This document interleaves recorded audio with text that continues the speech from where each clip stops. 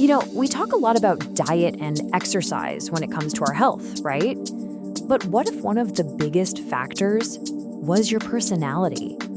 Today, we're diving into a profile known as Type D and exploring how its hidden traits could be quietly shaping your physical well-being. So just take a second and really think about that. Could the way you handle your feelings, your social habits, could that stuff be impacting your health in ways you've never even considered?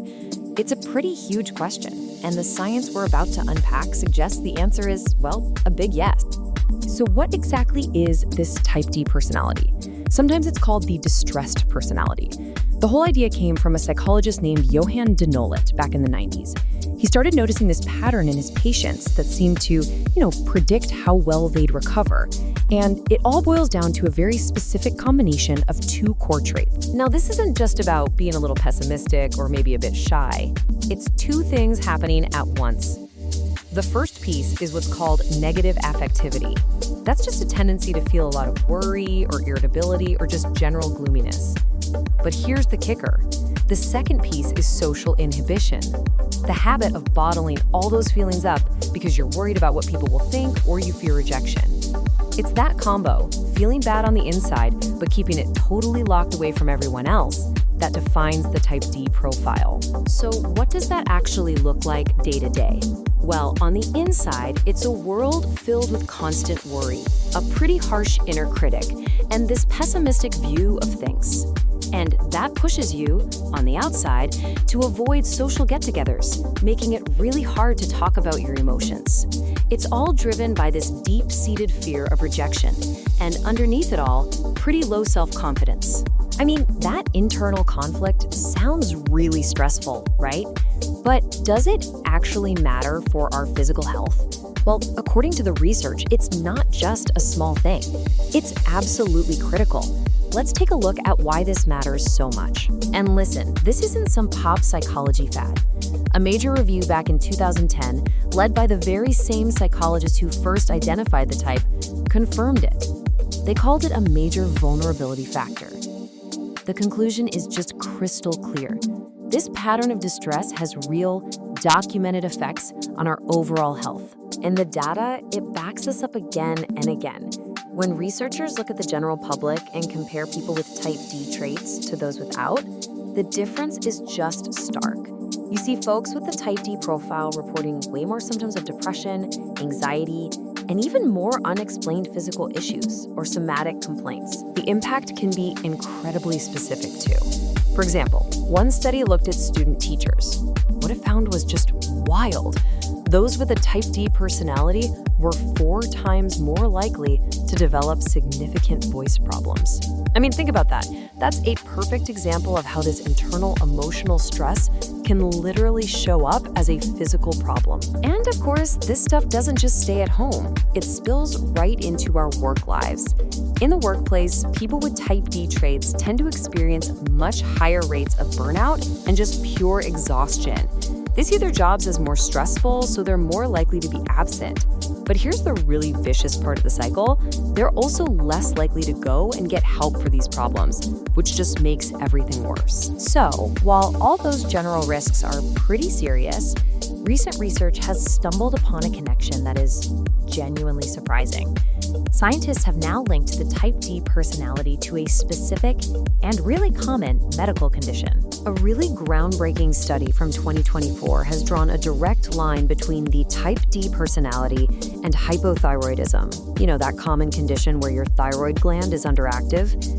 This is a huge discovery because it might just solve a medical mystery that's been around for a long time. The study itself was massive.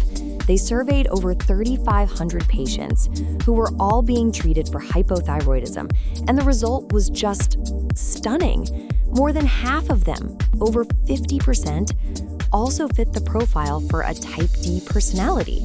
That shows this enormous overlap that nobody really saw before. And here's where that mystery comes in. Even when medication got their thyroid hormone levels back to totally normal, the patients with the Type D personality kept reporting more anxiety, more depression, and just a lower quality of life. Their lab reports would look perfect, but they still felt unwell. So the researchers dug a little deeper, and they found another piece of the puzzle. A full 2/3, 66%, of the type D patients in that study also met the criteria for something called somatic symptom disorder. It really shows you this complex dance between the mind, the body, and how we experience being sick. So what is that? The crucial thing to get here is that somatic symptom disorder is not about faking it. The physical symptoms are 100% real. The disorder is about having this excessive, totally disproportionate reaction to those symptoms.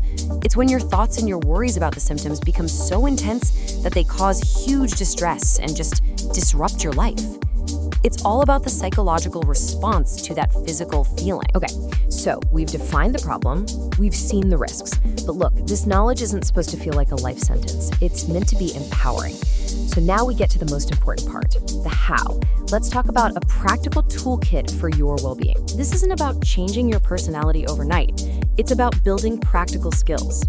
You can start with stress management stuff like mindfulness to help quiet down that negative inner voice.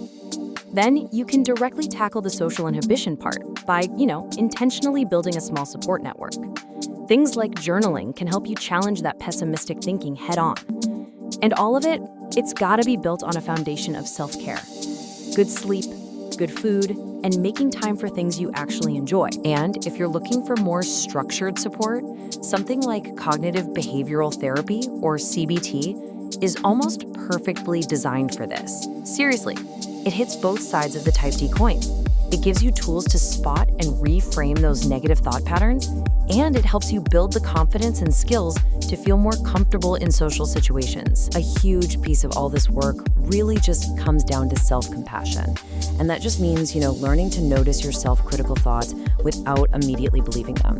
It's about remembering that struggling is just part of being human, that everyone goes through it.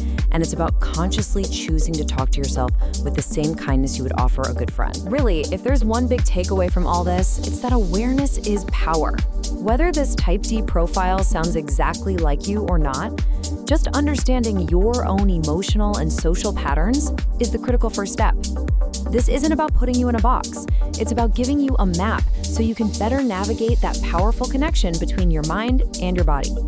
This video has been brought to you by Paloma Health, the nation's leading medical practice dedicated to hypothyroidism care. Learn more at www.palomahealth.com.